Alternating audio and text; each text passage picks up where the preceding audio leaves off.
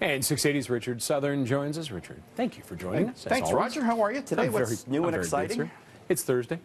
Yes, it is. Already. I like these short weeks. We do. And you know what? These weeks are getting shorter as we head towards RRSP contributions. The deadline, March 1st this year, right? Yep, midnight. March 1st. So a couple of tips to sort of keep in mind as we approach that deadline. These are from CIBC. First off, the bank says you may want to think about, if you're married, contributing to a spousal RSP if you expect your spouse to have a lower income in retirement.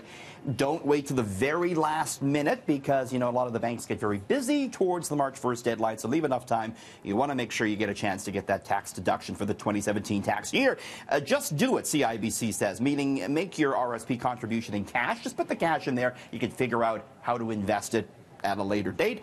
Contributions, of course, can be made online with your particular bank. This is a good one. If you're in a lower income bracket, say making under $45K a year, you might want to think about forgetting about the RSP altogether. Contribute to a TFSA instead, because if you're in that lowest tax bracket, your tax rate will be the same or higher when you retire.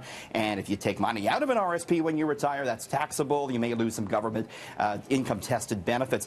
File your taxes as soon as you make your contribution, especially, Roger, if you've taken out a loan for your RSP. Yep. You want to make sure you get that paid back as soon as you can. Because you want to get your money back. Yes, sir. I always love when people get excited about getting money back, but it's like, wait, that was my money in the first place, wasn't it? Right. Still feels nice to get that check in April, though. And it does. I won't complain about it, that's for sure. All right, Air Canada hoping to attract more customers flying on a budget. The company is introducing basic economy fares. Yeah. What does that even mean? Well, it's, you know, you pay a lower price, but then you give up a lot of rights and you don't, you know, have a lot of choice as far as where you want to sit, what you want to bring on the plane. This is something U.S. airlines have really started to roll out in recent years.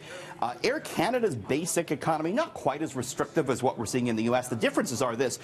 The tickets cannot be modified or refunded in any way. You don't earn any air miles whatsoever. Forget about that.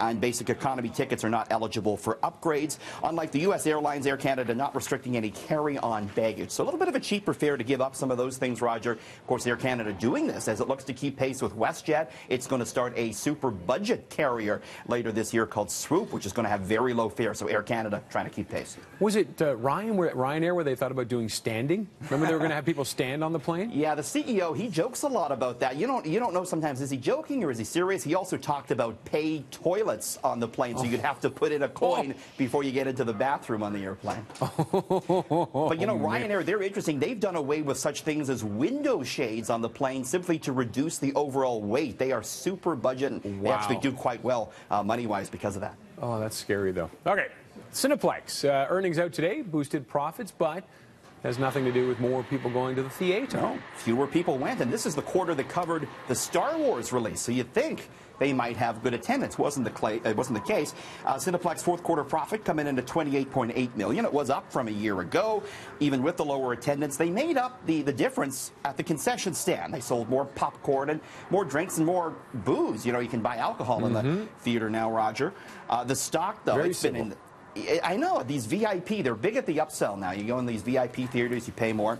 Cineplex stock down 35% over the past 12 months. I had a chance to talk to its CEO today, Ellis Jacob. I asked him what's going on with the stock, what's it going to take to get it back up and running. And he says, listen, we're moving away from being a cinema company. We want to be more of an entertainment company, more of a media company. So I think, Roger, that speaks to the fact that he knows that Netflix is starting to eat the lunch of the movie theater business now, taking people away. Not going to lie, though, I still love going to the theater, seeing a movie. It's still fun once in a while, absolutely. It's needed. Okay, south of the border, of course, the gun debate raging on. And a bit of a surprise, gun makers apparently facing some tough times when it comes to their business. And some people wouldn't mind that, would they? Absolutely. And, you know, there's a lot of investors who actually say, we don't want to invest in these companies. We're not interested. But nonetheless, firearms companies are facing declining sales in the States right now. Their stock prices are falling, and they got a lot of debt on the books. American Outdoor Brands, formerly Smith & Wesson, its stock has plummeted, cut almost in half. Remington Outdoor Company, a legendary 200-year-old U.S. firearms maker, it's planning to file for bankruptcy. What's going on? Well, when Obama was in the White House and the Democrats in charge, gun sales would rise after a mass shooting for fear of more restrictive gun laws. But with Trump in the White House and the Republicans in control, there's little chance of any restrictive gun laws being put in place. So sales have actually fallen. We heard from the CEO of American Outdoor, and he said, in his words, the fear-based buying of firearms has stopped. Oh, no, he must be heartbroken. I know. How terrible. But there you go. All right, we're going to leave that one well enough alone.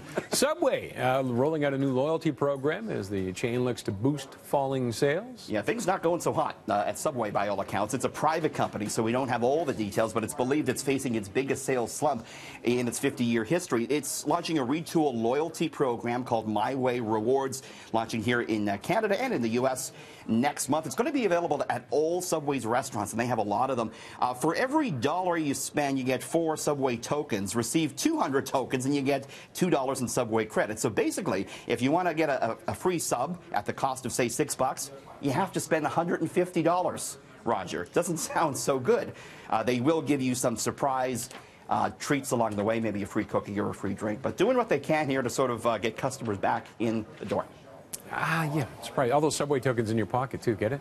All right, I know they're not real tokens. Don't write in. Okay, world's second richest person doesn't do a lot of their own shopping, no surprise. But Ellen DeGeneres is asking Bill Gates to guess the grocery store prices, and what a surprise, he had no clue. Yeah, Gates was on the show, and she had all these grocery store items.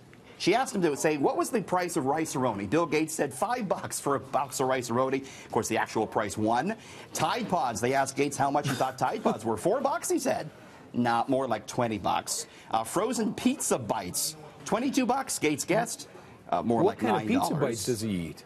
I don't think he's eaten pizza bites, Bill Gates, with $91 billion in the bank, Roger. Probably eating something nicer. Frozen spinach cheese dip, he thought it was $10. It was more like $3.66. He was more accurate, though, when it came to the price of dental floss. Gates now the second richest person in the world behind Amazon founder Jeff Bezos. And DeGeneres also asked him to name the few things he splurged on with his money, and he said there was really only 3: a Porsche, a private jet, which was a Bombardier Gulfstream, and a $125 million mansion in Washington State. It's not splurging, that's just living. That's living the life, and he's giving away most of his money to charity, so that's a good thing. Yeah, that's a good part. Thanks, Richard. Thanks, Roger.